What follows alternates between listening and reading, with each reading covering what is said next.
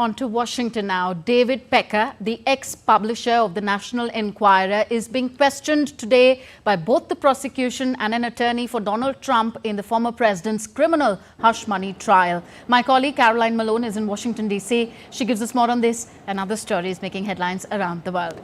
Caroline, over to you now. Well, the criminal hush money trial is beginning again of former US President Donald Trump and progressing on Friday.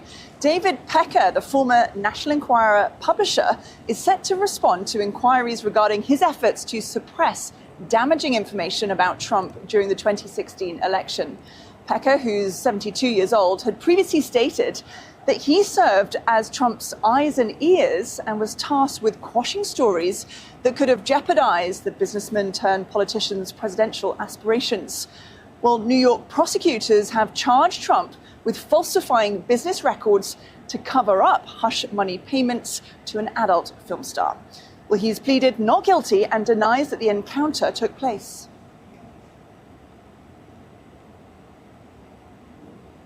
US Secretary of State Antony Blinken has met with Chinese President Xi Jinping in Beijing after holding talks with Chinese Foreign Minister Wang Yi and the Public Security Minister Wang Shihong. Blinken had raised concerns about China's support for Russia's military in its conflict in Ukraine, one of the many contentious bilateral, regional and global issues between the world's biggest economies. The two sides also discussed Taiwan and tension in the South China Sea. In today's meetings, I discussed the PRC's dangerous actions in the South China Sea, including against routine Philippine maintenance operations and maritime operations near the Second Thomas Shoal. Freedom of navigation and commerce in these waterways is not only critical to the Philippines, but to the U.S. and to every other nation in the Indo-Pacific, and indeed around the world.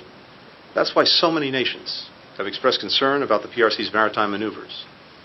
I made clear that while the U.S. will continue to work to de-escalate tensions, our defense commitments to the Philippines remain ironclad.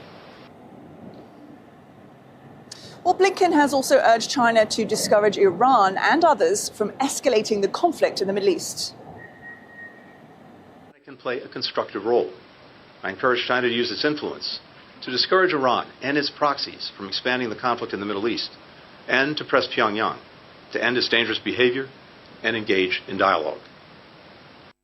An Egyptian delegation has met Israeli officials on Friday, looking for a way to restart discussions to end the conflict in Gaza and also ensure the return of remaining